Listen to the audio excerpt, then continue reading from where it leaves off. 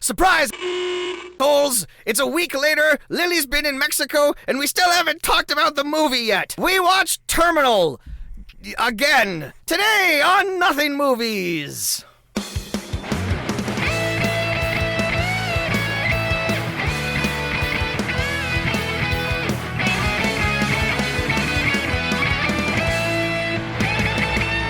Hello, however you wish to self-identify, and welcome back to Nothing Movies, where we ask the question, the fuck is this? Mm-hmm. It's the podcast where we go through an actor's filmography and choose the most anonymous and culturally untalked about movies that they've made, and decide whether or not they've got a certain something, or if they're just a whole lot of nothing. I'm Kaz Lesgard. I'm Jameson Rafter. Calm down, We Kaz. can't waste any time. We are mid-recording. All right, We fine. are in the middle of an episode. Fantastic. Yes, we are still talking about the 2018 film Terminal. In point of fact, we are beginning to talk about the 2018. We started talking about it in 2018 when it was made. We sure did. Here we are. It's the longest two-parter ever. Jeez. Yes. I can't believe this is the movie that got onto two parts.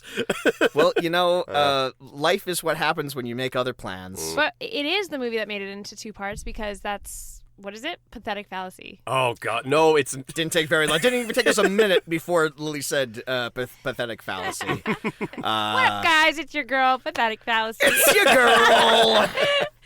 It's the Pathetic Fallacy Report. Yes, Lily's back. Lily's our guest. Lily. Welcome back, Lily. Welcome back. Hello. I'm sure we have explained in the last episode what happened. You know what? I'm not going to manifest it. This is not our year of technical difficulties. We've just had a couple. I know what not to do now. It'll be fine. It won't happen again. Yes, but You just have to not say that specific word that we talked about that sets everything on fire. Pathetic Correct. fallacy. Damn it. Damn it all. You include that sound effect that's like...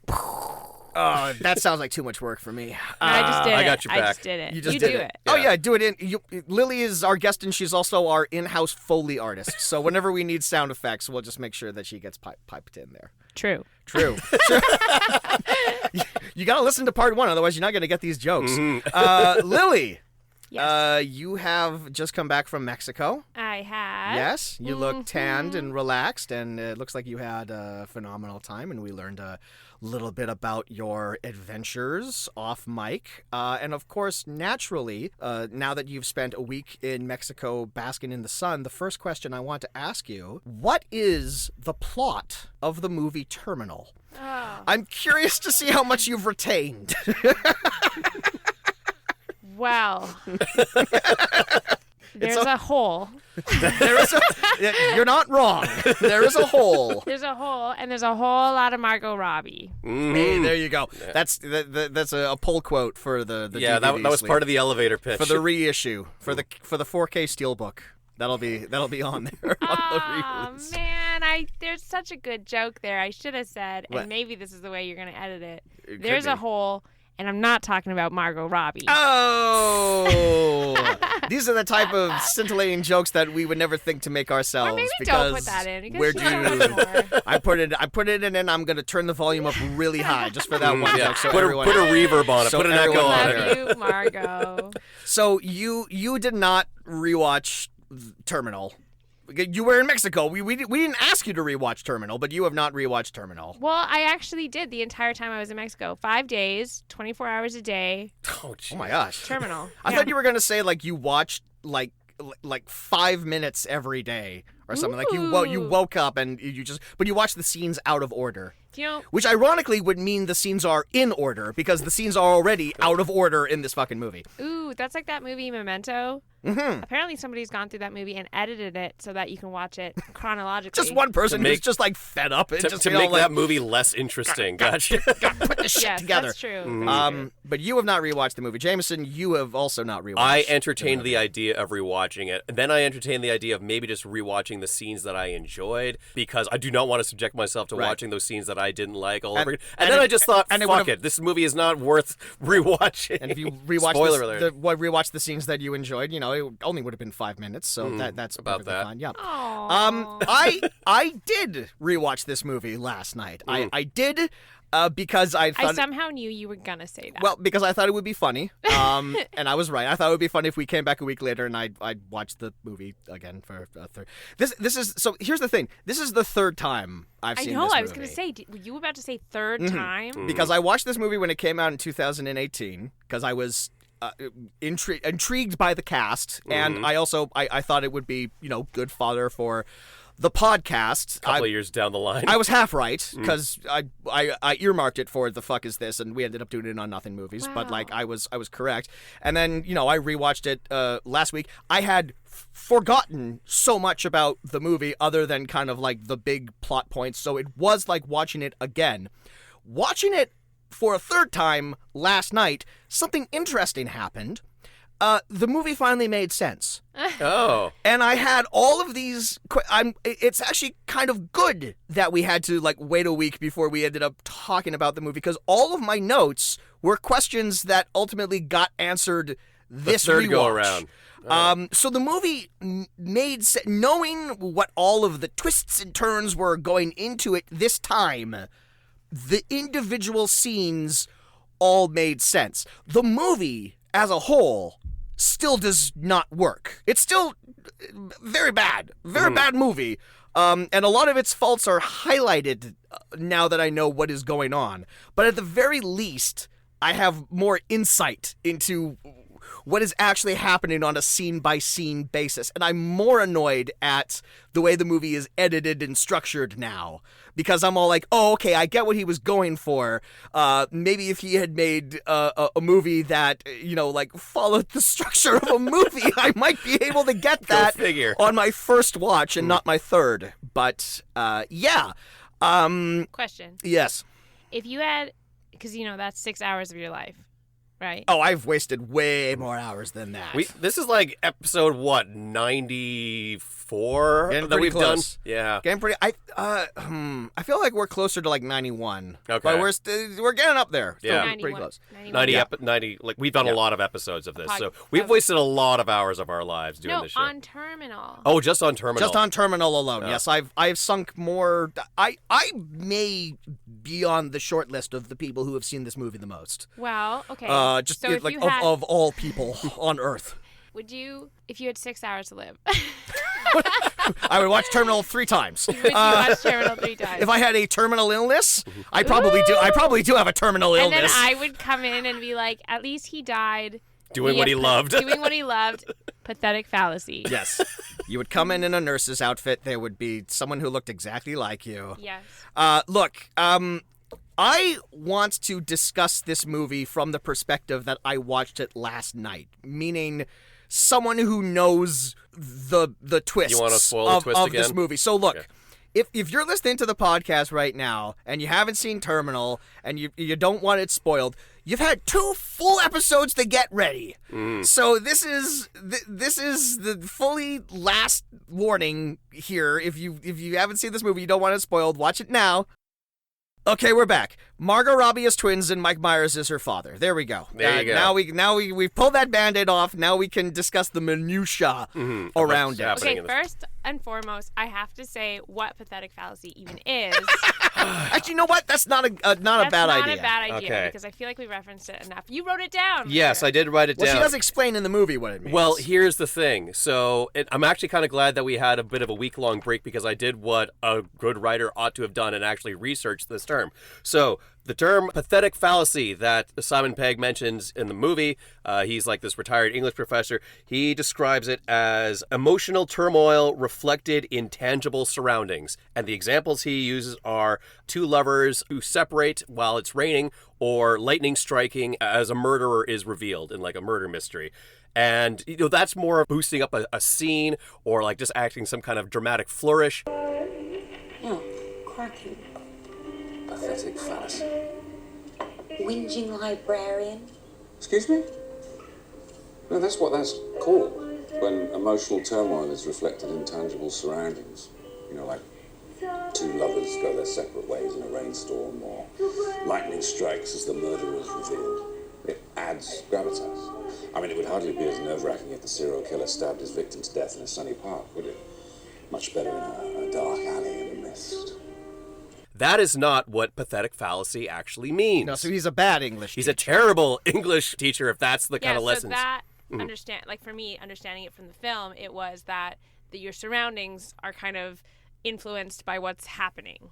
That's like my understanding in a movie. Yeah, like or conversely, it's your behavior is actually influencing the surroundings around you. It's just meant to like amplify a mood that you're going for. Which is exactly why I said that this episode is pathetic fallacy, because the Terminal movie, and we're talking about the Terminal movie, and we're on Terminal Street.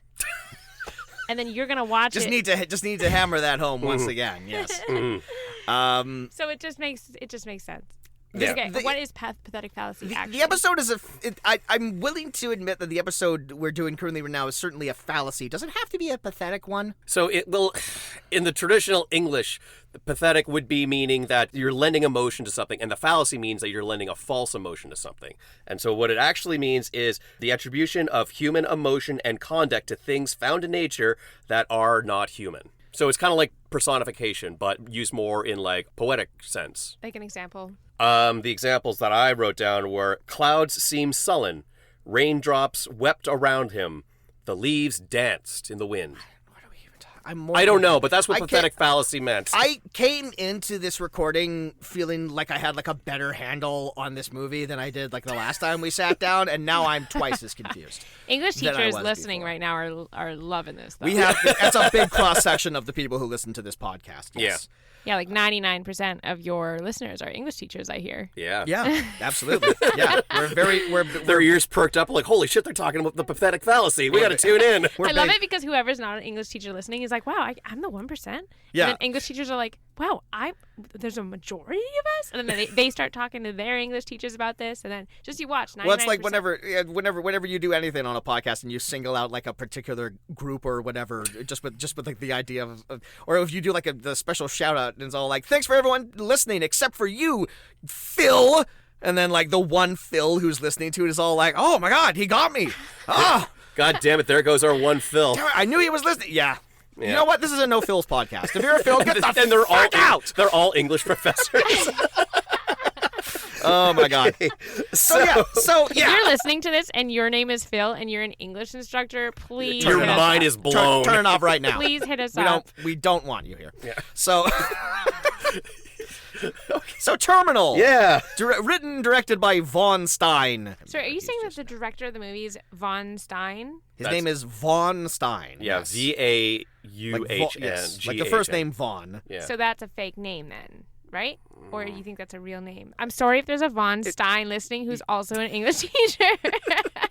There's a Vaughn Stein who's the director of this movie. Yeah. But is it an alias? It could be. Yeah. Lots of people make up names in Hollywood, but there's nothing I could see a director not wanting to put their name to this. I mean, he might want to change his name for future projects because I'm fairly certain I mentioned this on the last episode, but Vaughn Stein quickly becoming one of the worst directors in Hollywood, just based on like the two movies that I have seen of him that Simon Pegg is in. If you want, it's like, what are the two worst movies Simon Pegg has starred in? You just look for this guy. Look for this guy's filmography. All right, so we finally. What if it was Sean? What if it was him, Sean Pegg? That is the director. Simon Pegg? If Simon Pegg did it under a pseudonym? Yes, and so he's his own director. Look, anything's possible. I could see Simon Pegg directing a better movie than this and it turning out a better movie. I love that I said Sean Pegg because that's like Sean Shaun Penn. of the Dead. Oh. Well, because like Sean Penn. Sean Penn, but also Simon Pegg's most famous character is also named Sean. Oh, then So, I meant don't to know. do it. Yeah, exactly. So yeah, that was entirely intentional. It's like an onion. It has layers. Can I just say that the reason that we're breaking this up into 2 episodes is you two chatterboxes really ran long in the first episode. I have to respond to what our guest is saying. We can't invite a guest on the show and then just like not respond when they make a statement. You know? You can try, Jameson. You've also been doing this show as long as I have, and you know that we have a format that we stick to here. Well, then barge in a little bit more. Take charge. Take control of the situation. All right, so this whole movie is set in a world that takes place in perpetual nightfall at this abandoned train station that doesn't have trains running 24/7, but is apparently open to the public 24/7. And it's also near slums and near like a neon nightclub, and there's a 24-hour diner where you can just come and go as you please. It feels very... It kind of sounds cool. It doesn't look It's too bad. interesting. Like, you're making it sound cool. Well, it's ridiculous, but also like the whole environment is just this neon noir, Well, shady kind of It environment. feels Yeah, I very think you need to- adjacent to the Gotham City of the Joel Schumacher movies, where everything is like neon and pink and green, and there's signs everywhere. Like you can't walk down a city block and look up at the skyline because they've attached flashing neon signs that describe what everything is everywhere you go. They've the light pollution in this town must be ridiculous. No wonder everyone is night owls, because no one can go to sleep. Yeah. Because the lights are... It's like Alaska. Jameson's like, I wish I had a neon sign right now named Format. Then you could just flash it every time you get off I would track. love it if I was on like a clicker that I could just like light up every time. Anyways, So this movie opens with Margot Robbie doing some narration where she is doing the first of many, many references to Alice in Wonderland. The Yeah. Alice in Wonderland symbology throughout this movie is obnoxious. Oh, yeah, like the bunny. Yeah, they go to like a strip club where like they literally follow a lady dressed as a white rabbit at one point in time. Oh, when Margot Robbie like walks away in her outfit and she says, "Down the rabbit hole." Yes, Yeah. and then the one thug immediately follows that up with "curiouser and curiouser," a line that gets repeated verbatim Yeah. ad nauseum. they lift lines directly from Yeah. the book. They reference characters from the book, and yet it's all very sloppy, and it doesn't meld with the plot at all And of this- Alice in Wonderland. And I'm not the biggest Alice Through the Looking Glass super fan in the world. I never read the book, so like a lot of the metaphors may be lost to me. But I can't imagine that this movie is structured in a way that it's meant to follow the events of the book. It's just used because it's cool. You know, Yeah. you know what's an allusion, a reference to Alice in Wonderland that I didn't even realize until Lily brought it up in her plot description. There's a hole, and multiple people fall down that hole. But I just wanted to say, like, in this opening narration, Margot Robbie has this line where she says, There is a place like no other on earth. A land full of wonder, mystery, and danger. Some say to survive it, you need to be as mad as a hatter. Which luckily, I am. Now, that line is said by the Mad Hatter in the book, and it's meant to be a pun on the fact that he is both a hatter and also mad.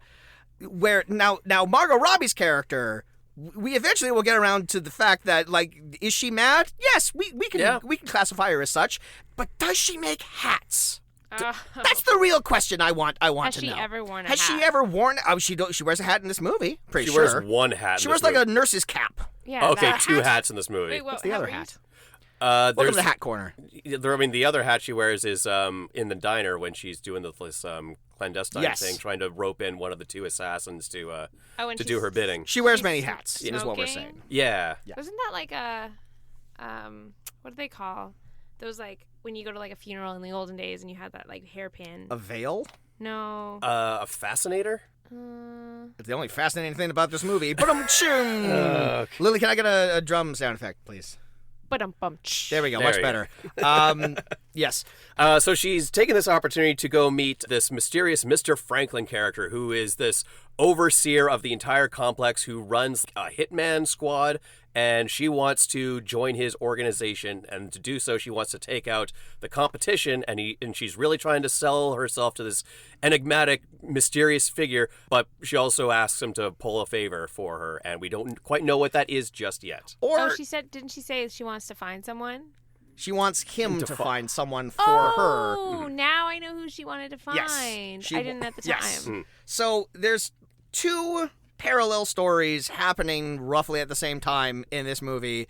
But we're kind of unaware of one of them. Yeah, I they mean, jump all around. I had to write out the timeline of events Yes. after the whole movie was which over. I'm sure we'll get into. It's just the issue is that, like, not only do they intercut between these two stories back and forth, but they will jump ahead in time. So there's these roughly there's these two parallel stories.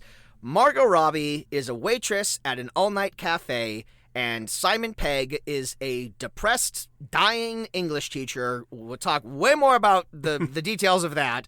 And she sort of is like palling around with him, kind of like getting him to open up the idea of committing suicide because life is pointless, and she's kind of He's dying. a narcissist. Yes, he's dying of some mysterious ailment that he doesn't understand. I have lots to say about that. And then the second story is of these two hitmen, Vincent and Alfred, who work for Mr. Franklin, and we get from this opening narration that these are the people that Margot Robbie's secret assassin are going to, quote, drive crazy, and like she's gonna lay them at Mr. Franklin's feet. She says, like, I'm better than the current thugs that you currently have. Give me like a week. I will drive them nuts, and then I'll kill both of them, and then you can hire me for all of your jobs. Also, by the way, I need a favor. Can you find this guy? And Mr. Franklin is under no obligation to do so, and yet seemingly he does. I have so many questions. So many questions about how, like, this master plan is supposed to fall into place, how she was able to... We've already spoiled it, how they... were able to do things. This was like the thing that I appreciated on my third go around this time, is I was more able to differentiate which Margot Robbie twin was who in which scene. Yeah. This time. At the opening, when she's like, if there's a wager. What's the wager again? That she can kill the two thugs, right? Yeah. She's like, I kill all your people. Yeah, so she initially kills one of his associates, her Yes. henchman. That's the guy who she ties up to the bed and smothers, I believe. I was and so that's, confused. Yeah, and I think, It's a lot of that going confusing around. Scene. Yes, and it's badly explained. That was kind of the only time that I was really, really confused, though. I was Yeah. like, who is this Early guy? on in the movie, there are a bunch of standalone scenes that, taken on their own, don't make any fucking sense. But then by the end, they double back and they show you the events with the new context, and you're like, Yes. oh, okay, so that's who that was. Yeah, that no, was... I never got that moment, but I love that for you. Good for you, you dumb bastard. So no, he was this hitman, and by killing him, that's what set her on the path of getting in contact with Mr. Franklin. Because the guy she kills, who ties him up to the bed, by posing as a prostitute, and then when he gets her in there, he drugs him, cups him to the bed, and then I guess that was so kills him cool. and takes like a trophy or something. I don't know. We don't see anything. We see her put something in a box, and later she gives it to Mr. Franklin, and it's implied to be a piece of flesh or something. That moment, though, when she's like taking him down. Yeah. When he's just like, do you know who I am? And she's like, I know exactly who you are. See, you remember this movie. And then because I honestly, and I don't really, it's hard for me to pay attention to movies sometimes, but like, she's got my attention. Yeah. I mean, you picked her. You picked Margot for a reason. That's true. I forgot. I thought we were all in agreement that Margot Robbie is like the best thing to watch. Oh, we are. Yeah. We fully are. As many problems that I have with this movie, she's great in this movie. She's the best part. I've never been more afraid of Margot Robbie than in this movie. She's quite intimidating. She's got this crazed look in her eyes and this like yard wide smile that just has this look of like, I am a predatory cat and you are my prey, and I'm just going to toy with my prey. Yeah, and you know it, and I know it, and we all love it. Yeah, she's fucking terrifying in this movie, and she looks like she's having a blast doing it. She plays crazy in here better than I've ever seen her play Harley Quinn. She also produced this movie, so seemingly she was all in on this. Like, this very much was a project that she shepherded and she wanted to put out into the world. So yeah, I think she's very into this performance, and it works. How do you feel about her in this? Like, if in she's the best performance in the movie, like, hands down. Performance, though, like, what's your energy towards someone like that? Someone like Margot's character.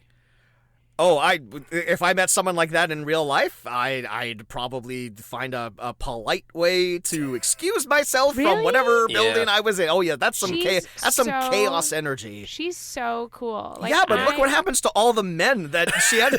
Spoiler alert, she kills every man in No, this I movie. know, Every and- man dies. So, I mean, yeah. She is relishing her crazy persona. She is. Darn it! Does that turn me on? Like crazy energy? I don't know. Well, we can't use the word Can't go crazy. wrong. That's not PC. That's not. No, we no longer say that. But you know, There's a couple of un-PC words that are used, and there's another C word that is used quite often in this movie by every character that we will not be repeating because it is. But yeah, like Margot is just this death-obsessed, like relishes her sinister impulses in this movie. You know, this one character who's suicidal, she's like egging him on to commit suicide. What's the point? This nihilistic outlook that she has on life, and she's just so gleeful at the concept of death.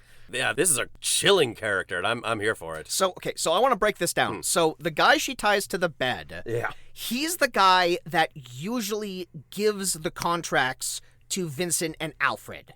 Yes. And then when we see them in the end of the line cafe, they have just received like a mysterious package. And they both get excited. They say, like, this is from Mr. Franklin. We've never gotten a job from Mr. Franklin before. Mr. Franklin always does. Okay, so we've talked about There's this. usually a middleman. Yeah, with him. and no one ever sees Mr. Franklin's face. And Margot Robbie has removed the middleman, Yeah. and now they're dealing specifically with Mr. Franklin. Except they're not dealing with Mr. Franklin. They've been dealing with Margot Robbie the entire time. Oh yeah. Yes. See, this is what I mean by how the movie makes sense now. Except the more you think about it, the more you realize, no, I was right the first time. None of this makes sense. Right. So yeah. Let's. wait. You know what I love What do you love? is that. Wait, Alfred is the. He's the he's, younger he's one. the younger one. Okay, yeah. so that Alfred was making out with both sisters and didn't even know it. There's like allusions to it too. Like there's like a scene later on where he comes in to some place, kisses Margot Robbie, and he says like, your perfume is different. So there's lots of little like clues throughout the thing. And then Vincent keeps having lines where like he's like suspecting something is up. Like immediately, like he keeps noticing like little things about her. Is all like, isn't your hair different, or like something along those lines. Yeah, there's the Margot Robbie that works at the cafe, and then there's the Margot Robbie that works at the strip club.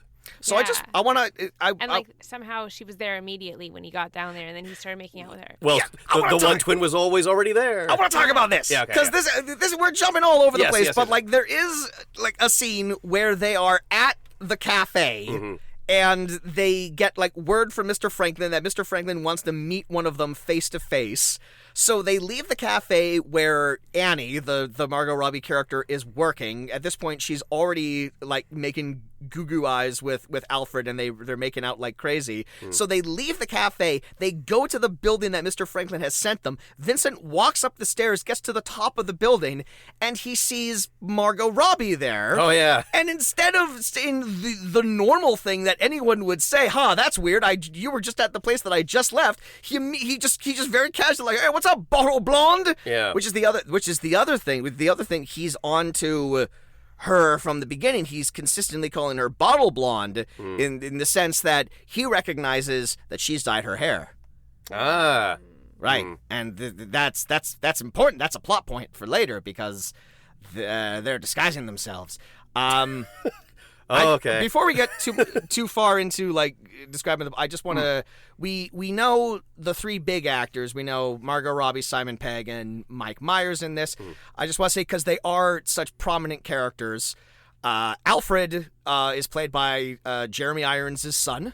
Yep. Max Irons. Yeah, great fucking name. Great name. Yeah. We talked about it on the last episode, but then that got cut off. So yes, I just need to. We'll reiterate the point here now. Max Irons. Max cool Irons. name. We could just call him Max Irons. We don't need to call him Alfred. Max Irons. And then Vincent is played by Dexter Fletcher. Now, do you remember, Jameson, way back on our Iron Mask episode when I was saying that Jason Fleming is the other non-Jason Statham guy from Lock, Stock, and Two Smoking Barrels?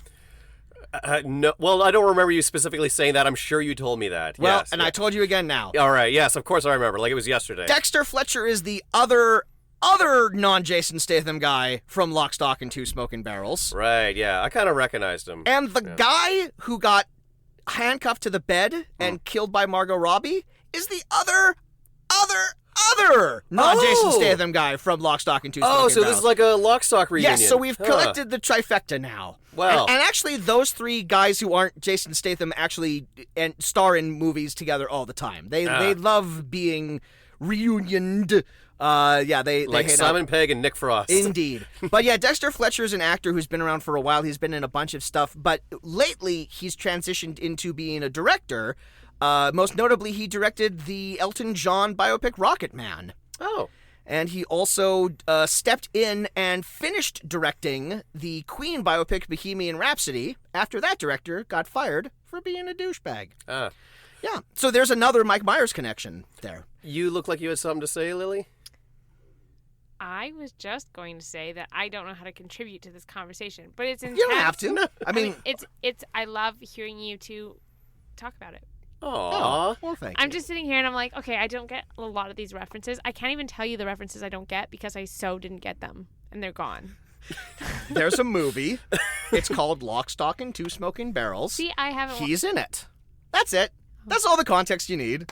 There's honestly not like a ton of other. I mean, there's a couple, but we'll get to them individually. But that's just what I wanted to say. I just I gotta credit these actors, because actors are important to me, and I think it's really interesting. Dexter Fletcher, seemingly this has been like his last acting role. Like, he hasn't been in a movie since 2018, and he's just fully transitioned into being a film director now, and he's got a movie coming out, I think, later this week. It's that movie Ghosted with Chris Evans and Ana de Armas. It's yet another movie that posits the thought, like, what if I went out on a date with someone, but they're a secret agent? What kind of wacky shenanigans can we get in here? It doesn't look great, but I'm glad he got work. I'm glad he's continuing to get work. That Elton John movie is really good. Have you ever gone on a date with someone and they were a secret something? I mean, I wouldn't know, because they would be good at their job. They'd be good at keeping those secrets. That's true. Yeah. Like secret what? What are we talking here? Like, no, I don't know. I dated lots of people with secrets that I found out a year secret? into the date. What's the biggest secret? The secret was they were an asshole. Yeah, that was gonna say. It's not a secret that everyone's got an asshole. That's my secret. Yeah, I'm the only one without one. Oh, that's why I'm full of shit. Anyway, moving on. I want to talk a little bit about Simon Pegg. So, yes. So he's he missed his last train, so he's got to wait till morning, if morning should ever come. He didn't miss his last train. He went to the terminal to throw himself in front of a train. But the one won't be coming till morning, so he's advised to go to the all-night cafe. Oh, no, sorry, Jameson, I think you meant, whoa, there won't be any trains till morning, tip-top, tip-top. Why not try one of our famous sticky buns down at the old... Mike Myers. Yeah, now it's time for us to talk about Mike Myers. Mike Myers is giving a simple Jack level of performance in this movie. Yeah.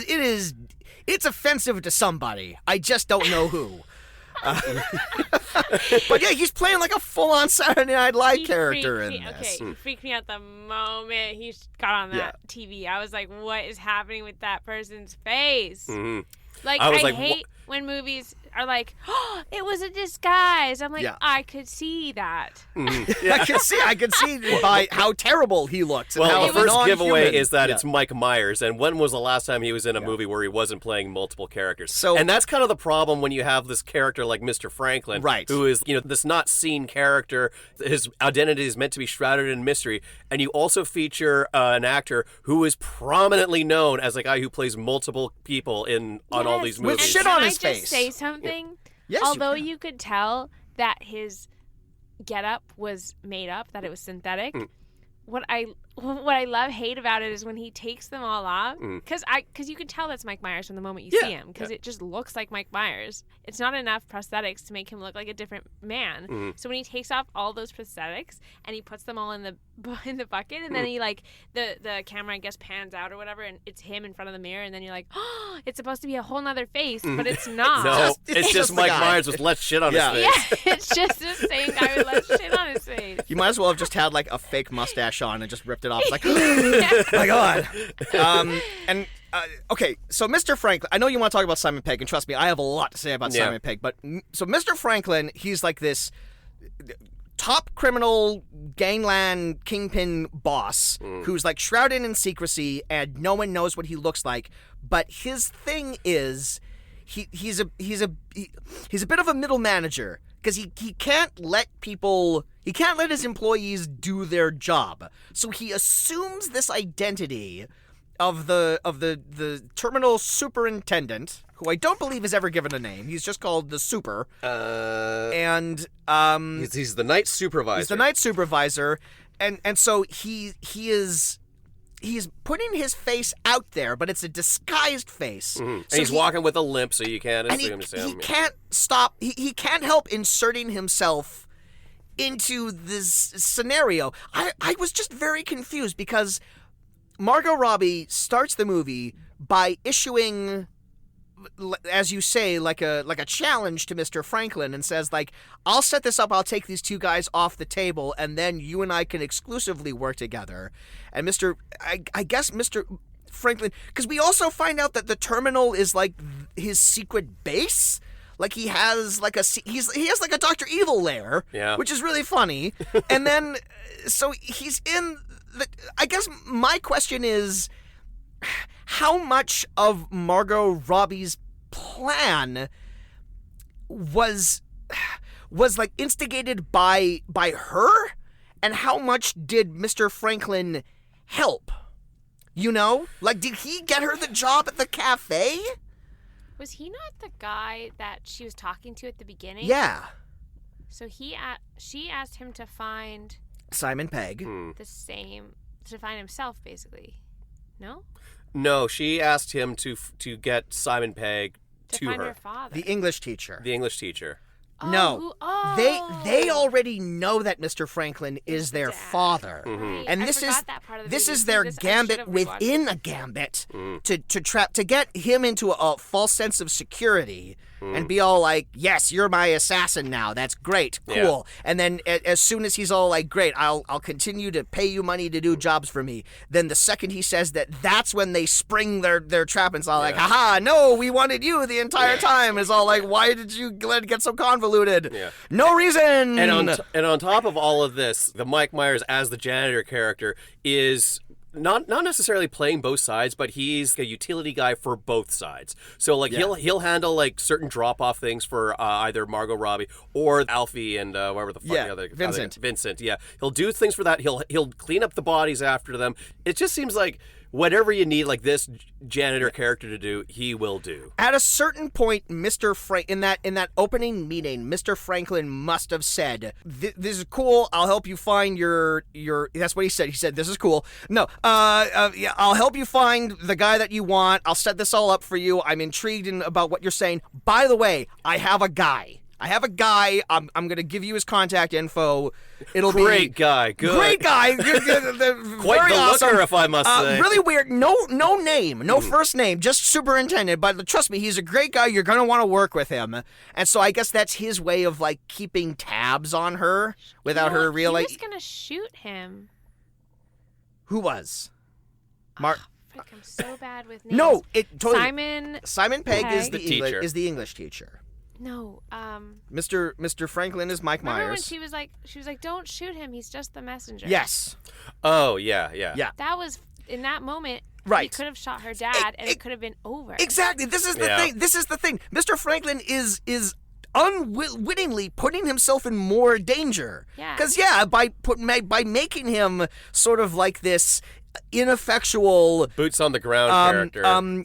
Childlike a janitor character who's like secretly in on stuff, but no one realizes that. Yeah, any of these thugs could have shot him at any point in time, and then how dumb would that have been, Mr. Franklin? Yeah, because then your evil empire would have been loose end, and they are trained to shoot loose ends. Indeed. Like, he's just fucking liabilities, I believe, is what they call them. he likes being there. He likes being there on the ground floor. Yeah. Yeah, he's a maniac. He's the original undercover boss. Yeah. Yeah, that's what he is. That's a really good way of describing Yes. it. And it sucks because he does so much more than undercover. Like, he has to go in. He hires them to he hires them to kill people, and then he has to go in to clean the body. It's like he's paying himself for work. I guess that's the part that he likes to do. And that's the other thing, too, is, like, as the janitor character, he, like, tries to, like, bum money off of Vincent because he saw too much or whatever. And Mum's the word, Sue. 10, 20, 30. All right, son. When rich villains have need of poor ones make what price they will. Come again. I want more money. when he's like taking off, I liked the little touch when he's like taking off his disguise at the end. We also see him like pull out a wad of like crumpled up bills, and I'm all like, you're like this billionaire supervillain, but you still like bum change off of people. Oh my god, what an asshole. Yeah. I didn't even realize.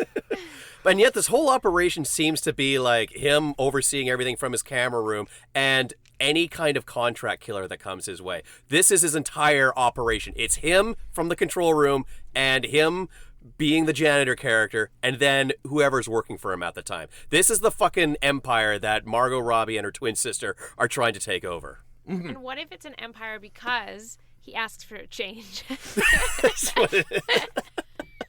You would think all the crime that I did built this empire, but actually it's just the tips. Yeah. It's just the tips that I've been getting. It's just the money he collects from like the coin-operated vending machines and shit after hours. Crime is actually the launderer. Yeah, that's right. That's just a cover. The money comes from begging for I change. just want to say one more thing about Mr. Franklin, and then we can talk about Bill, Simon Pegg's character. So Mr. Franklin's whole sort of like his calling card or whatever is like he's mysterious. He's the mysterious crime boss, and they set this up that Vincent gets a mysterious phone call that says, go to the terminal, open this locker, and inside is a briefcase, and the briefcase doesn't have like details of the job or whatever. It's just like clues that they have to follow that lead them to the strip club, that lead to like a card, and then like they eventually figure it out. Like his thing is that he puts things inside of briefcases, and then he puts those briefcases in lockers. Yeah. And like there are so many briefcases. Like they open a briefcase and it has a card in it that tells them to go open another briefcase. It's so needlessly convoluted. Like when he's like brainstorming, like what's my thing gonna be? Like I don't know. He should have. It's just. What if someone's like, Mr. Franklin, can I get the Wi-Fi password? And he writes it down, puts it in a briefcase, puts the briefcase in a locker. Person opens. That's what I do. Takes it out. So this Wi-Fi password's not working. It's like, oh, these are supposed to be zeros and not. Oh, writes it down, puts it in a briefcase, puts it in a. It's so stupid. He's gone. Yeah. That's what I do. You don't want to come over What and do ask I- for the Wi-Fi password. What do I need from the store? Password. Milk, bread, eggs, puts it in a briefcase, puts it in a locker. Like a personal shopper. You know, you can Uber Eats. It just comes in a briefcase. You know, maybe So dumb. maybe his Delivers a plan's baby. working. Becomes a If his doctor. plan is to get you to succumb to madness and question your own sanity and reality, my it looks like God. mission accomplished here. Oh my God. Delivers a baby in a briefcase. Curious You gotta and get it from the curiouser storage indeed. locker. Yeah. All right. All right. All right, Simon Pegg. I love him. Yeah. He's great. He's this retired English professor. He's dying of some ill-defined illness. He's Watching Terminal. watching Terminal. Yeah, he is terminal after watching Terminal. They don't play with that enough. It's He a has little a too- terminal illness. I don't think they ever make that joke. because only you would find that funny. I gotta find something funny. Or maybe that is the joke. Yeah. Maybe they're like, the whole thing is It's a that play on words. we don't need to play on words because it's so obvious. Yeah. So I believe I mentioned on the last episode, in the tail end of the last episode, that Simon Pegg works with this director who may or may not also be Simon Pegg. We haven't figured that out. Litigation's still out. But this director brings out the evil in Simon Pegg. He likes to play like the worst characters for this director, and Simon Pegg, he's a perfectly good actor.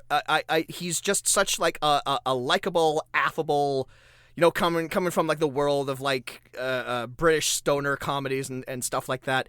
The turn he takes in this movie, I kind of don't buy him. Oh, no? That. No, I don't. The way he's playing the character when we eventually find out what he has done. So the reason that Margot Robbie wants to track down Simon Pegg is we find out grossly that when they were little girls at an orphanage, he was their English teacher and he molested them. And so this is their big revenge plot.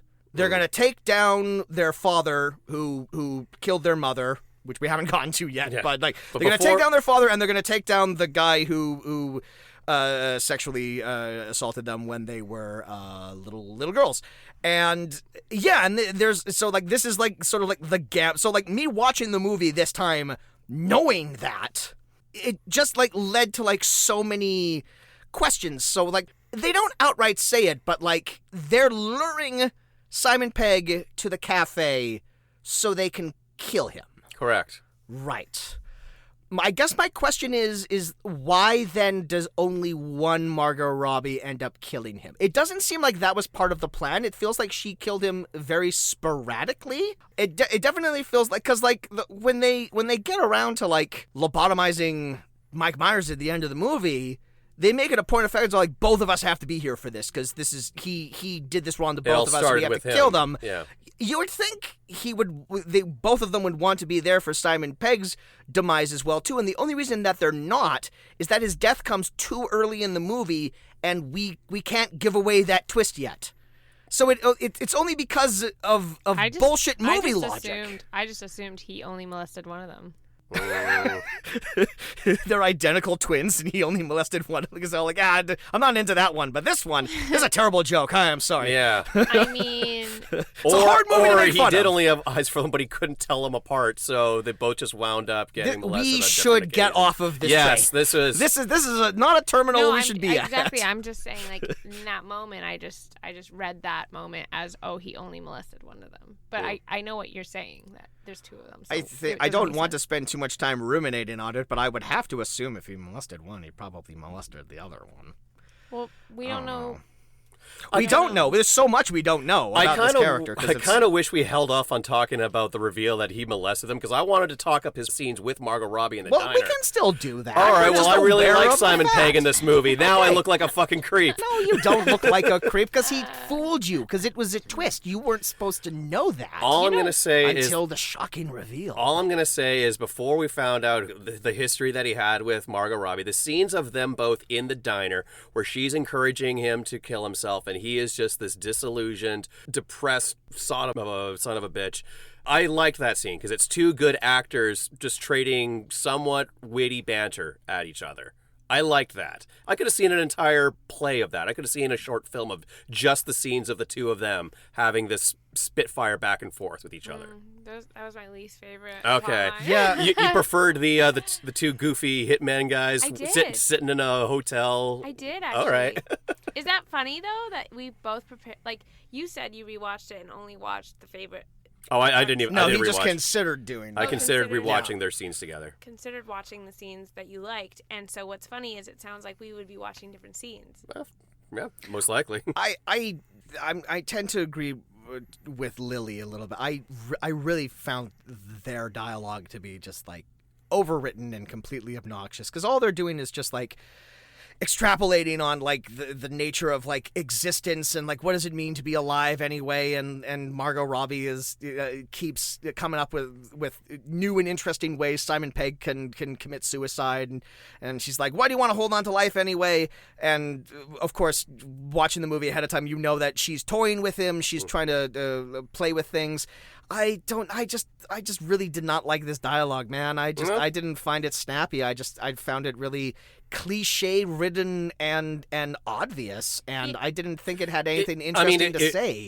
It was very juvenile, but I'm just saying that having those two actors go at it back and forth with each other in a simple setting where I could actually take in their performances, I found way more enjoyable than watching the two fucking hitmen who I didn't really care for just wait around in a hotel room for apparently 2 weeks. Yes. You know, like, it's impossible to gauge time in this movie because it's just perpetually night. And they apparently were there for 2 weeks. And I was just I don't care who the fuck these two guys are. I find this kind of like. Well, and spoiler alert, they're no one. They're not connected to anything, and that's what was so infuriating with this movie. Is like she's all like, okay, I want to get revenge on Mike Myers for this reason because he wronged me here. I want to get revenge on Simon Pegg for this reason because he wronged me here. The majority of the movie is going to be fucking with these two guys. What did they do to me? Nothing. Yeah. They're just in the way. They're an inconvenience more than anything else, and they get more screen time than most of anyone else. Than the other more famous actors. Yeah, it's really bizarre. And as you say, like you don't know what the timeline is in this movie because the two hitmen, their story begins at the tail end of the 2 weeks stuck in the hotel, but we don't know. That's their introductory scene. Yeah. We don't know anything about these two guys yet. Yeah. And then it flashes back to the beginning, and then it flashes 3 weeks earlier. Yeah, 3 weeks earlier. It's all like, but you keep, but that's flipping all around, and then intercut with that plot line, like we'll be right in the middle of the Vincent and Alfred scene, and then right in the middle of that, we cut back to Simon Pegg for like 5 minutes. Yeah. And it just kills the momentum. It's like, I like what Margot Robbie and Simon Pegg are doing. I wish that was kind of just like its own chunk of the movie. That's exactly what I was saying. Yeah, because, I mean, this movie's basically a Pulp Fiction ripoff anyway, so have the structure of a Pulp Fiction. Have like title cards where it's like part 1. Yeah. The End of the Line Cafe, part 2, 2 weeks later, or whatever. Vincent and Alfie. Vincent and Alfred, or something like that. I don't know. He's just such a good actor at playing that dying English teacher. Yes. And because he was such a good actor, from the moment he got on the screen, I didn't want to watch anymore. Weren't you sad? No. Everyone who likes little girls has an energy to them that I just... you picked up on that? Yeah, immediately. Really? Oh, wow, interesting. And I was like, I don't want to watch this anymore. Really? And then I was just like, okay, sometimes, you might misread energy, so you're like, let's give it the benefit of the doubt. And then it turned out your first instinct was right. It was only when she said, you just like the way I say naughty. Naughty. And then his look...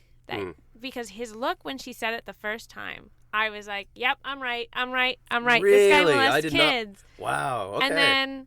And then all the scenes I just didn't like because I was like, "Get me out of this. I don't like it." Was what every scene felt like. Wow. I guess it was just I'm not used to seeing Simon Pegg be that kind of like completely lost in. He sees no future for himself. I've never seen him that dour, and just seeing him interact with a character who's up until that point I just thought was a little maniacal and egging him towards making this awful decision. I was like, oh, this poor man. He's just got like such an awful lot in life, and he gets to spend his last hours alive with a psychopath. And then, oh shit, no, he's the worst. He's terrible. Out of all the characters in the movie, he's the worst one. Yeah. Yes, wow. Hands down. You know what I'm realizing right now?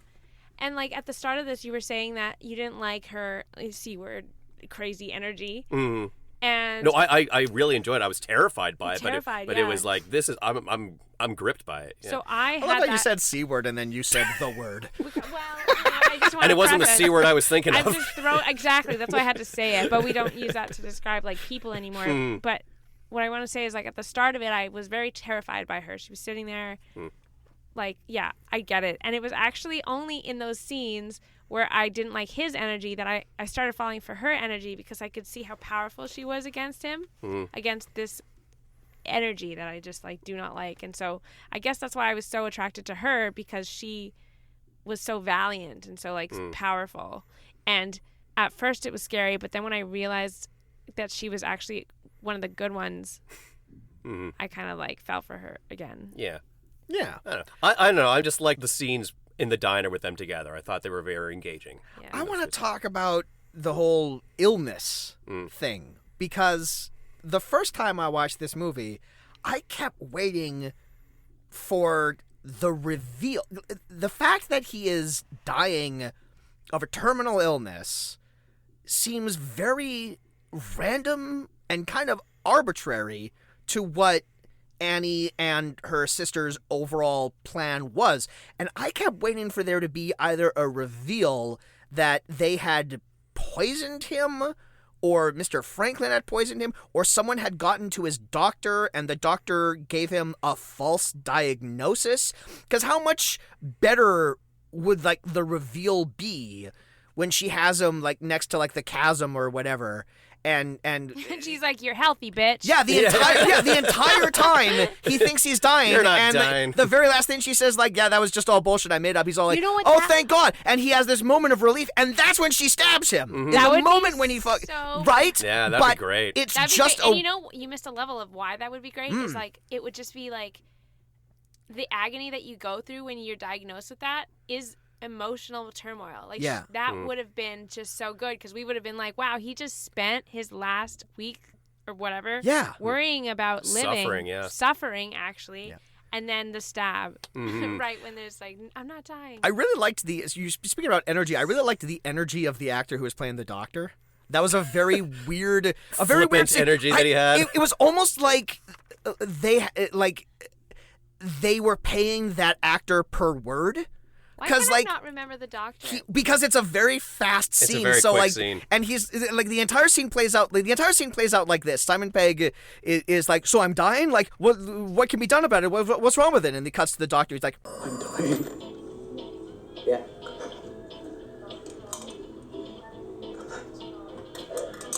But you don't know why or how. No. Will it be painful? Well, how can you be sure? Painkillers.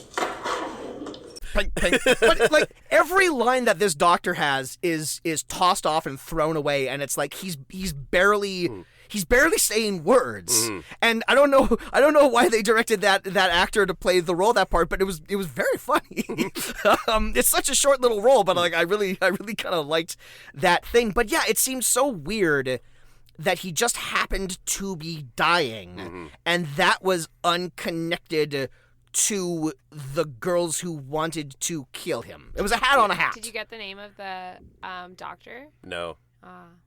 Like the actor? Shout out to that. Yeah, because Shout out to that actor. I'm gonna look it up. I'll look it up right now. So, like, the two hitmen die by means of Vincent going off to get his special instructions from Mr. Franklin via, like, the mysterious follow the clues to the telephone. And he says, after you take out the target, I want you to take out Alfie, your associate.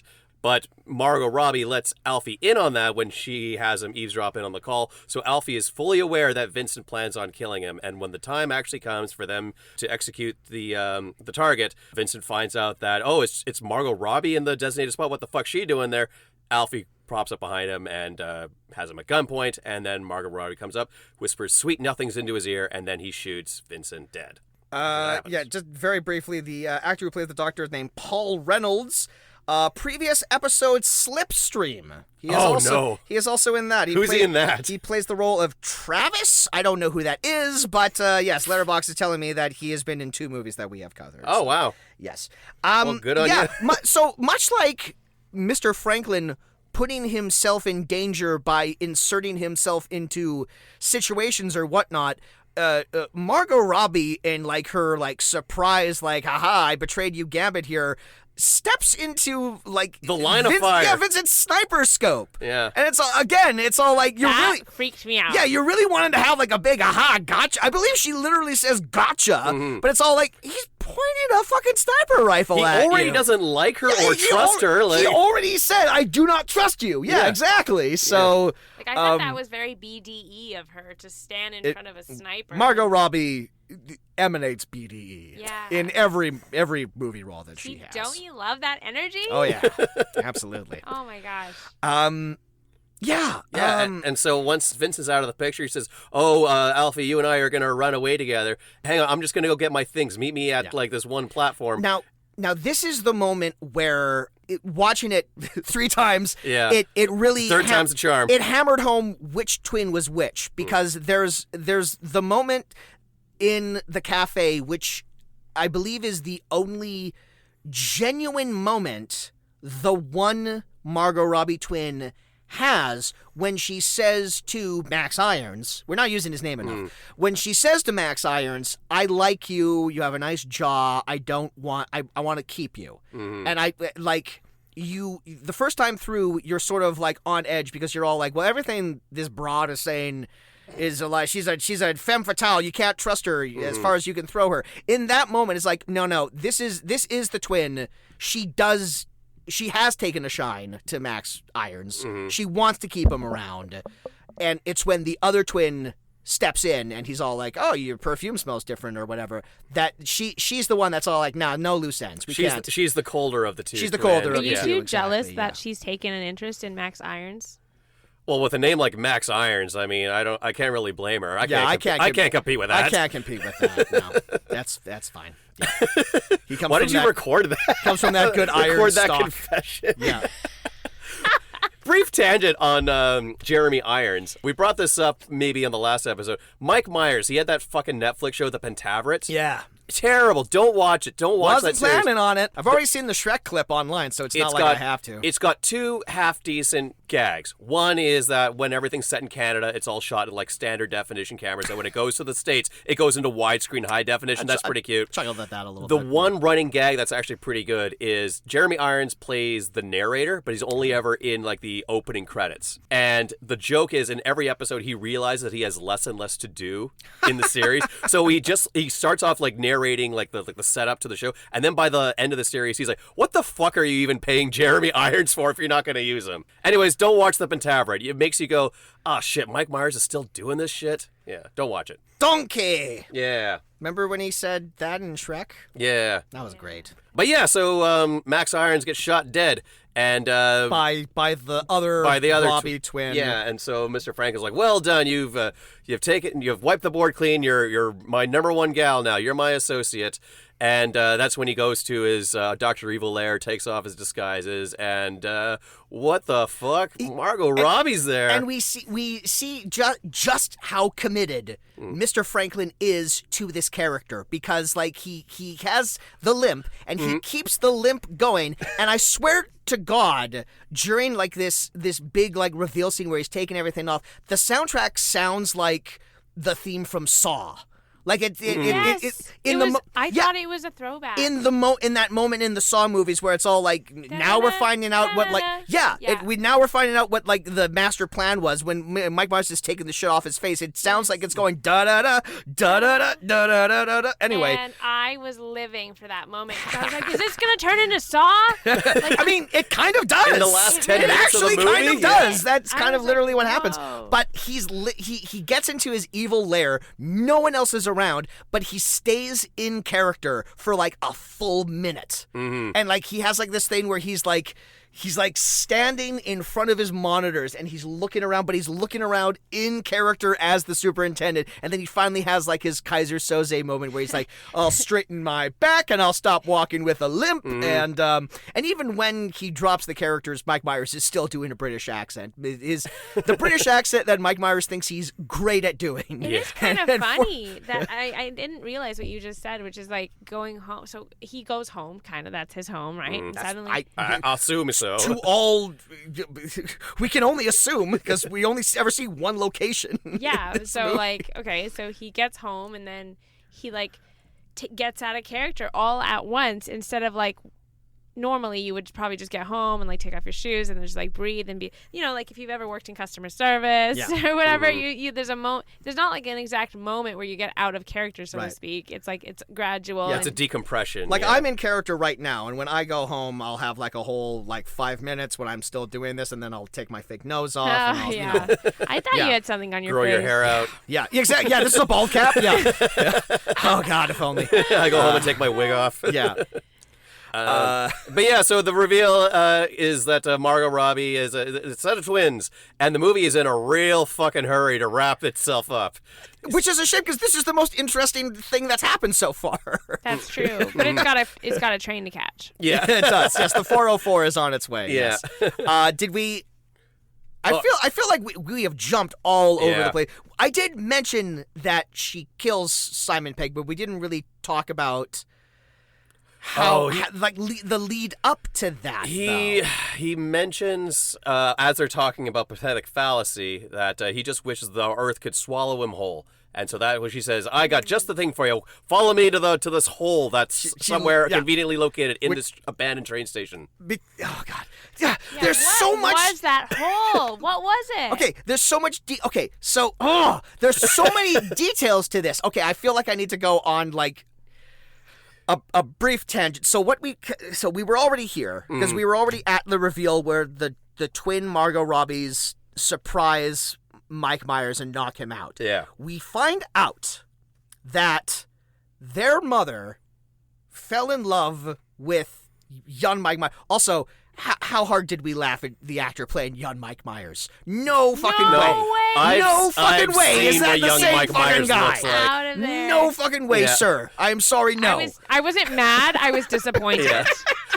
No Wayne's World cap, no long hair. So their mother fell in love with Mike Myers when he was a young thug, a young. He was a young someone else. Yeah, take our word for it. That's young Mike Myers. She went away and had the babies in secret. She came back. And she works at a nightclub and whatnot. And she keeps the babies secret from Mike Myers because during the time of her pregnancy, she clues into the fact that he's not such a nice guy. In fact, he's a crazy psychopath. I used the C word. I apologize. He's a bad man. And then like a year or two, it's like a while because like the girls are like at least 2, 3 or 4. They're quite they're older than toddlers when it happens. But just through sheer happenstance, a few years after the fact, she's just walking down a random alley. She sees Mike Myers and another guy do a hit. And then she of course gasps and draws attention to herself, and then young Mike Myers sees her. She runs home. She runs home, and the home is like right there. Yeah. Somehow Mike Myers is able to figure out where she is. This whole world takes place around this train station. It's like right there though. It's almost like he was killing someone right in her lawn. Like if I was dating someone and they killed someone in my lawn, I'd be like, I think I'll stay in. It might not work. Actually, as I was saying it, I figured out why he was able to find her house so easily. It's because there was a big neon sign that said her house right there. It was right on top of it. Yeah, he just followed the signs. Up. So he follows them home. He sets their house on fire, whistling Danny Boy as he does as the superintendent. And then the mother gets the 2 twins out the window, but she succumbs to the fire. They're put in the orphanage where they are molested by Simon Pegg. And then years later, after they have run away from the orphanage and they are camping out in they are homeless twins who both happen to look like Margot Robbie. Mm-hmm. I guess they live at the terminal, or they are like hiding out in the terminal, and one day they just so happen to hear Mr. Franklin as the superintendent whistling Danny Boy, and that's what clues them into the fact that that's their father from like 20 years ago, and I guess they secretly follow him into his evil lair, even though he's supposedly a criminal mastermind, and that's how they figure out that their father is Mr. Franklin and also the superintendent, and that's how they start their plan, and good God, this movie's stupid. It's wild how they were. That was something that was weird to me, was that they were just happened to be sleeping in the in the train. It's a huge coincidence. Yeah, it's a big coincidence. And also, he's whistling Danny Boy. People whistle Danny Boy all the time. All the It's a time. common All song. the time. Well, I don't know, but it's not all the time. But like, still, it's Every like St. Patty's Day, one maybe. person whistles I it whistle once. it like every Tuesday. All right. Yeah. Waking up every morning whistling Danny Boy. Yeah. But and also it should be said, like, Mr. Franklin as the superintendent character walks around whistling Danny Boy like that's his thing or whatever. After he takes off the disguise and he's Mr. Franklin, as he's like walking out of the terminal, he starts whistling Danny Boy, and I'm like, Franklin, you gotta pick it. If you're either in character or you're not in character, because if you're whistling out of character, then why do you even bother putting the spirit gum on your face to be good? You're giving the game away. He just likes it, okay? It's his favorite song. No, it's like putting on makeup. Like, he's not trying to be in disguise. He's just putting on makeup to go to work. He's like Batman. Like when he puts the superintendent's face on, that's what his actual face is. Yeah. That's who he really is. Yes. Yeah. All right, so the Robbie twins tie him up to a chair. They get in some nurses' outfits. They quote something from Alice in Wonderland for the 18th fucking time. Yeah, and then they lobotomize him. And I guess now they're free to carry on his criminal empire or just leave it at peace. Who knows? Who knows what they're going to do? The mom used to read Alice in Wonderland. That's right. To the kids. Yeah, and they have like a charred copy that was singed at the edges because it survived the fire with them.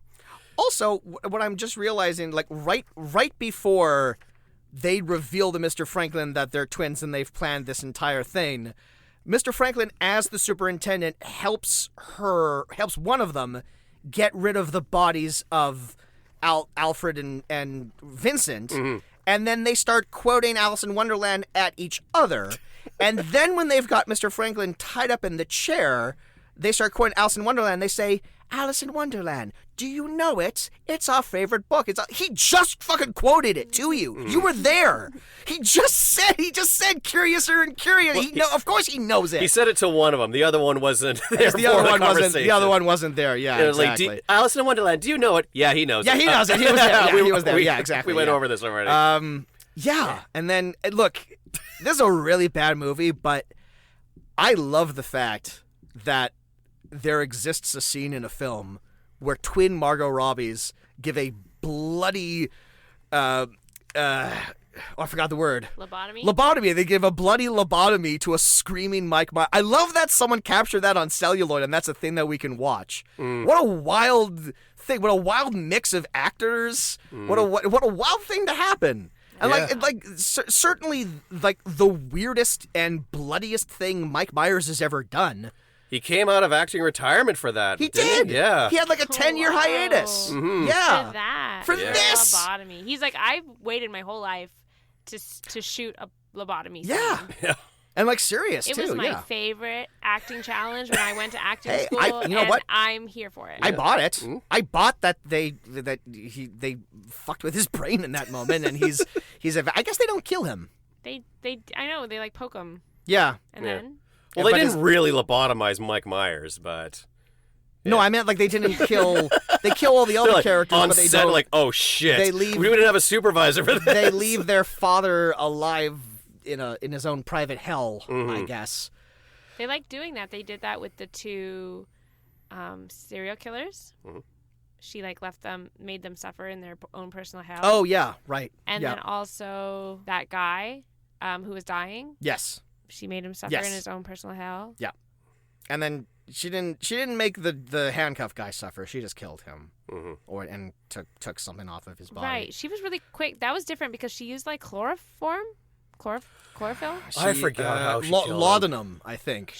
Which is a very Lewis Carroll like drug. So I guess it's thematically it's fitting, appropriate for that. It seemed like the only death that was really like straightforward. She used a thing over his mouth to put him to sleep. Yeah. So I want to talk about this. So like, here's this other, like I mentioned this earlier, like so much of the plot of this movie is the two Margot Robbies tormenting these basically unconnected gangsters. And like we can infer that they're probably not nice guys. We know Vincent is a piece of shit. Yeah. Based on the way he treats people and the way he talks to people. But like, I again, like the whole, I was waiting for like a reveal where it turned out that she had like secretly caused Simon Pegg's illness or whatever. I was waiting for some sort of reveal that was all like, well, is Vincent tied to her past? Is there like a reason why she wants to in particularly like fuck with Vincent? Like wouldn't it have just been like thematically easier if like Vincent was the one that set her house on fire? Because he's been working for Mr. Franklin or whatever. I was going to say he's the older of the two contract killers, Yeah. so it would make sense if he was his oldest serving henchman. Right. Max Irons doesn't need to have a connection to her past, but like it would, because his role is to be like, for lack of a better term, the wooby. Was he not the guy that was there killing the person in the lawn of that woman? Kaz, you saw the most recently. Her father killed her mother. Yes. Not but her father was out there killing a guy. Yeah. Before she gasped. Yeah. There was people there. He was there with another guy. The other guy killed the guy, and then her father killed that guy. Oh. Yeah. Oh, okay. There were two deaths. So so there wasn't. Yeah, but like, how perfect would it have been if just been like Vincent was with him that day and they set the house on fire, and that's why she also wants to get one over on her. It's just we spend so much time with her fucking with these two guys, and they didn't do anything to her personally on a personal level. They're not exactly great. No, they're not. But they're unrelated to the events of her trauma. Here's an idea. The first time we see them, it's like this stupid flash forward. I don't know if either of you... I had forgotten this was a scene until I watched it again last night. Like, one of the introductory scenes of these two characters, they're just reading a newspaper.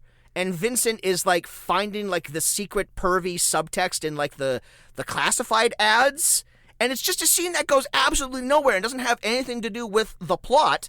And it's like, here's an idea. How about for the introductory scene of these two rotters, how about we see them doing something bad that sets them up as characters we're not supposed to like? But why? Because, first of all, one of them was hot. Second of all... Right. And hot people can't be evil. No, they can. It's just, it's like probably why her and her sister wanted to keep him around. But also... Only one of the sisters wanted to keep him around. Well, he was making out with both of them. Yeah, but that was a facade. That was part of their evil plots. Oh my gosh. No, you don't need an evil plot to make out with that guy. It don't take much. But it can't hurt. So, I guess my question to you is, how do you suggest she kill those two? Like, it needed to go on as long as it did because she needed to get one of them to turn on the other. I'm fine with it. I'm quotes fine with it playing out the way that it played out in the movie. I would have just liked to have seen them do something that like made it feel like they deserved their fate a little bit more. I don't mind the fact that she's killed off two random thugs. It's just the other two characters, the English teacher and her father, they have a connection to her and have wronged them in the past. And yet we're spending so much time with her getting revenge on people who haven't done anything to her. But she didn't get revenge on them. She just needed to kill them. Well, she didn't get revenge on them, but she still orchestrated their demise. That was the only way to kill them. She just needed to kill them. I know. So why is so much of the plot focused on these guys then? Because it took that long to get... Because imagine... It certainly felt that way. She had to go through and systematically kill all these hitmen that were on this guy's roster of employees, right? Mm-hmm. So those two were very hard for her to kill because they stick together. Those two, if you're trying to kill a hitman, you can seduce him, great. But if he's always with a partner, you have to think outside the box to how you're going to kill them. She can't just chlorophyll one, the other one's going to shoot her. I also wouldn't have minded, like, how did Vincent and Alfred become partners? Why are they? Because they clearly don't appear to be friends. Yeah. I think I got a solution to that. All right, so there are these two unassociated muggers that hang around on the platform. Oh, yes! Yeah. One of them is Neville Longbottom. Oh, really? From Harry Potter. What's his name? The actor who plays Neville Longbottom. The handsome guy. We have these two guys who are these ineffectual mugger characters, and what I think ought to have happened, because I thought the movie Matthew Lewis. Sorry. I thought the movie was going to go in this direction, where the very first time we see him, Simon Pegg is on his way to the cafe, and they try to stick him up, and Pegg just like rightly assumes that these guys don't know what the fuck they're doing. They're nervous. I bet you that gun's not even loaded, and he assumes correctly. The second time we see those guys, Vincent is storming his way towards some location, and he runs into those muggers again, and he just tells them, "Now piss off, you wankers," and they're just intimidated by him. Yeah. I thought, like, rule of three. Yeah, rule of three, I thought there was going to be exactly, the third time these guys show up again. They've learned from their mistakes, and they're like, no questions asked. They're going to shoot the next guy they see, and that one was going to be Alfie. And Margot Robbie just like reads situations well enough, or she like passes some ammo off to him, so Sure. they carry out the dirty work for her. Yeah. That's what I would have done. I actually Forgot would. about those two. I wouldn't have minded more of those guys. Yeah. I liked them. There wasn't nearly enough of them. There wasn't a rule of three. No, there wasn't. No, they really failed at the rule of comedy. No, Yeah. but they did show up 3 times, didn't they? It was. I don't think so. It was just like a millisecond of them when that guy walks by them. I'm not going to count a millisecond. You know what? I'm going to take a. No, but that was a really powerful millisecond because he said. It made me laugh. It made me laugh because he just walked by them like, oh no, he said fuck off. Yeah. Yeah. That was the second time. That was the second And then time, it was yeah. a rap on Neville Longbottom for that movie. like there's so many ways like the third one could play out. Like maybe they're mugging the superintendent. And like they come out of nowhere, and then Mike Myers has like some secret ninja skills or something, and he takes them both out or whatever. Yeah. I don't know, but yeah. Did you say that they interact with Margot? No, what I don't. No, what they I would like should. to- I would have liked to have seen is like Yeah. she kind of says like here's a better gun for you. She gives them like the confidence to go and kill somebody, and she's hedging her bets that the next person or she sets it up so the next person they go after and kill in the robbery is Max Irons. Or something along the lines of like after they're done lobotomizing Mr. Franklin, they like steal like a suitcase full of money or whatever, and on their way out of the terminal they just toss it to the two guys, and now they have they don't That's have to their mug payment, they don't yeah. have to mug people anymore because they just got a whole bunch of cash or just something, anything to put like a button on those characters, but no, it's just another plot thread that's just dangling in the wind. Yeah, they forgot to in take it this out movie. after their second draft. And I think that's the movie. That's the Unless there's anything. We've been talking around it. We've been going like all over the place. Yeah. Yeah, I don't the- know. That's how the movie is Pretty done. True. So Yes, maybe we've been done it talking about it in justice. the way that the film is edited. Honestly, the only other my thing that I own wanted notes. to talk about were those two muggers. And I think it just came up organically when you asked, like, how would she get away? So thank you for that, Lily. Thank you for that Yeah. layup.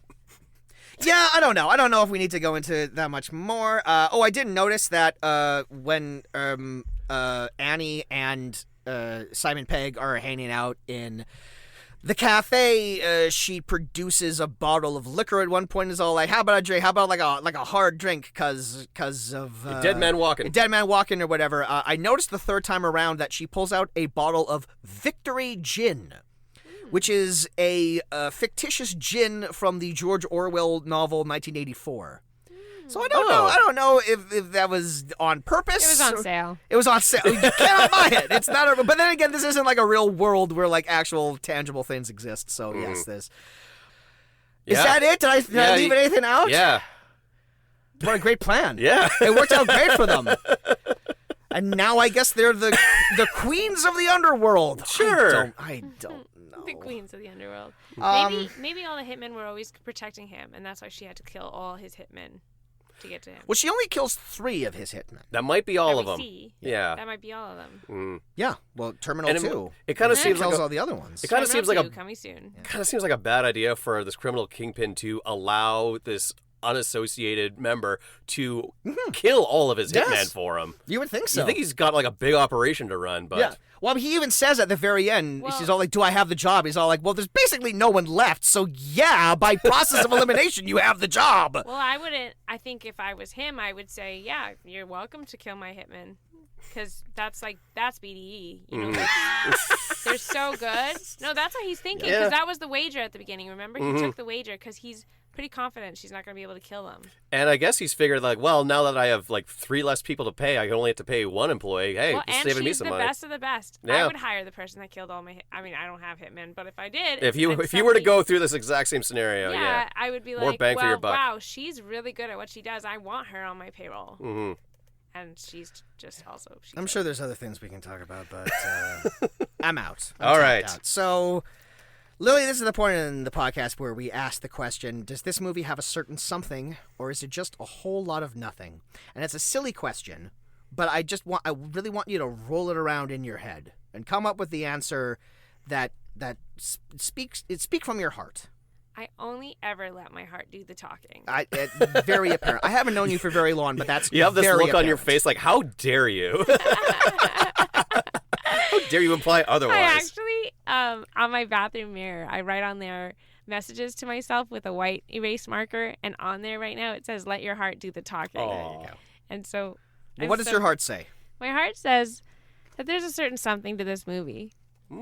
And I say that because I retained so much of it. Clearly, even yeah. all this time after. Yeah, you went on a magical sunny vacation, and you came back, and you still knew the plot. You still wanted to talk about Terminal. And there were moments that I forgot, but for the most part, I remembered it, and I think something about it held my attention. Unlike a lot, I would say most movies, but we know this about me is that even I zone out at Marvel movies and whatever.